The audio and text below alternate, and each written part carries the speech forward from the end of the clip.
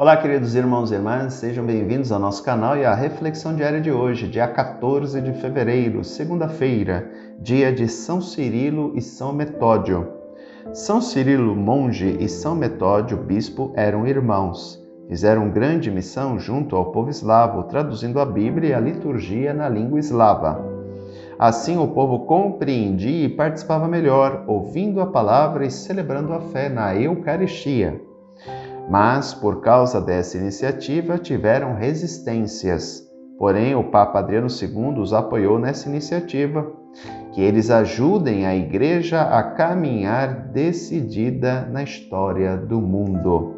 O Evangelho de hoje é o Evangelho de Marcos, capítulo 8, versículos do 11 ao 13.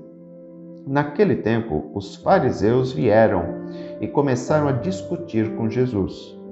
E para pô-lo à prova, pediam-lhe um sinal do céu. Mas Jesus deu um suspiro profundo e disse: Por que esta gente pede um sinal?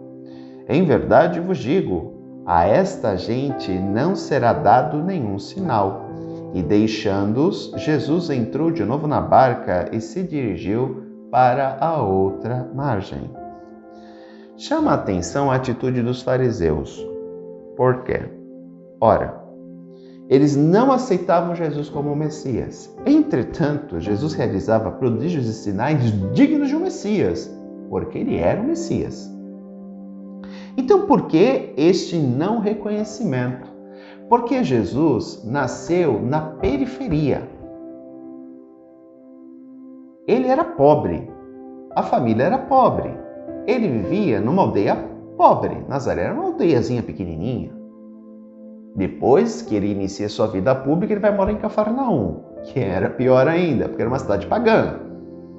Portanto, como é que eles poderiam admitir que o grande Messias esperado, profetizado por Isaías e por tantos outros, nascesse numa periferia? Um cara pobre, sem expressão política nenhuma. Ele não era rei, ele não era um general, ele não era ninguém. Ele era um carpinteiro, porque provavelmente Jesus seguiu a profissão do pai, o que era algo natural. Os filhos nasciam e aprendiam algum ofício com o pai. Então, se o pai era médico, virava médico. Se era carpinteiro, carpinteiro. Se era advogado, advogado. Porque aprendia com o pai. Portanto, para eles era algo muito complexo, apesar de todos os prodígios e sinais que Jesus realizava, admitir que ele era o Messias. Para eles era muito difícil, tanto que não admitiam. Eles sempre encontravam, como é que eu poderia dizer? Eles sempre buscavam colocar Jesus numa situação para dizer assim, olha, está vendo? Ele não é o Messias. Daí a questão do imposto a César e tantas outras tentativas de pegadinhas que os fariseus colocam para Jesus. Por que os discípulos de João lavam as mãos dos fariseus também, os seus discípulos não? Por que isso? Por que aquilo? Diz-nos claramente, tu és o Messias. E hoje, dá-nos um sinal. Queremos um sinal. Algo que Jesus está tão cansado, ele fala, não, vós não tereis nenhum sinal. Eles queriam algo milagroso. Os fariseus representam muitas vezes aquelas pessoas que dizem o seguinte, se Jesus fizer isso, eu vou acreditar nele. São aquelas pessoas que esperam sinais grandiosos para que possam mudar de opinião. São aquelas pessoas cabeças duras, que só vão acreditar em Deus se realmente acontecer um milagre, algo que seja totalmente inexplicável. Aí eu vou acreditar. São mais ou menos como o povo no deserto que tentava a Deus a toda hora. Deus existe ou não? Deus está conosco ou não? Deus isso ou não? São esse tipo de pessoas, que elas querem sinais para acreditar. Se não há sinais, Deus não existe. É tudo uma verdadeira e grande palhaçada. É uma invenção humana. E os bobos estão aí acreditando nessa falsa esperança desse Deus. São pessoas que esperam sinais. Só que Deus age nas pequenas coisas. Deus não veio aliviar a vida de ninguém. Tanto que ele nasce ser humano, pobre. Se ele viesse para melhorar a vida de todo mundo, ele tinha nascido num palácio rico, Porque aí os fariseus iam aceitá-lo certamente. né? E ele teria vindo aí para uma vida boa. Para que uma vida sofrida, né? Caminhar quilômetros e quilômetros todo dia, ser insultado todo dia, né? Se pessoas discordarem dele todo dia. Não, ele poderia muito bem vir numa boa, né? E vir resolver todos os nossos problemas. Tem pessoas que vão atrás de Deus para que Deus resolva todos os seus problemas. Não. Jesus, quando assume condição humana, não curou todo mundo. Ele curou alguns para mostrar que Deus estava presente no meio dos homens. Agora, Deus não curou todos. Por que aquelas pessoas não tinham fé? Porque ele não estava de bom humor no dia? Não. Não era por causa disso. Deus não assume condição humana para resolver todos os problemas históricos da humanidade. Muitos desses problemas nós mesmos criamos. E por que queremos que Deus resolva os problemas que nós criamos? Não. Muitos dos nossos problemas são consequências das nossas escolhas, outros não. São históricos familiares, né? Abusos, miséria, que aí é uma questão social, né? Às vezes o ambiente onde a pessoa mora não é favorável, então ela não consegue sair daquele círculo vicioso, acaba fazendo coisas que não quer fazer, mas ela não tem oportunidade, então ela infelizmente acaba caminhando naquela vida. São outras situações. Agora, algumas nós próprios criamos e depois queremos que Deus resolva a questão para nós. Não.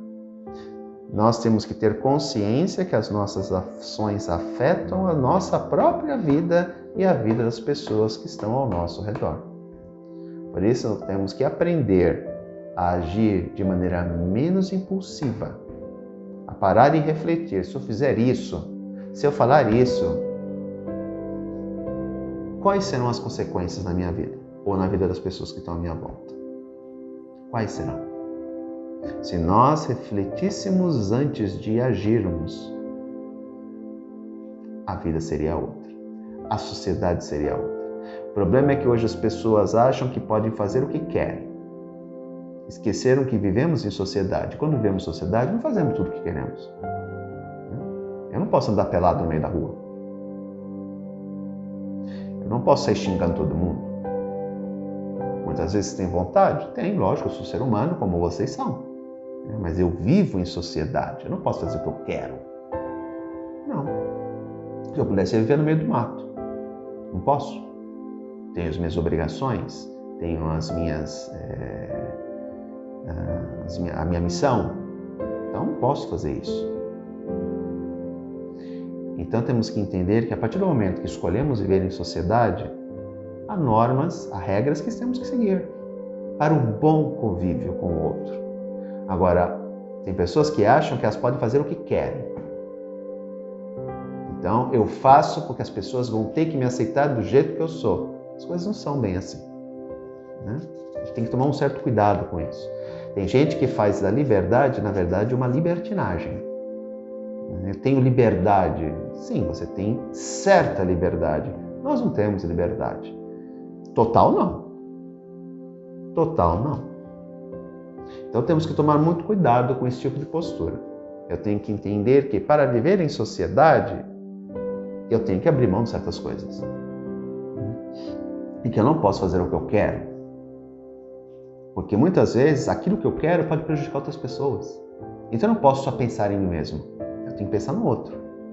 Eu já disse para vocês em outras oportunidades o que falta para o brasileiro, infelizmente, porque nós não fomos educados nisso, onde deveríamos ser educados, ou seja, na escola e em casa também, falta cidadania. Eu tenho que entender que as minhas ações atingem a sociedade, atingem as pessoas que são próximas a mim.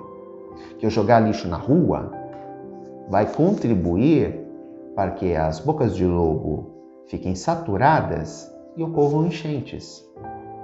E isso vai prejudicar todo mundo, inclusive eu.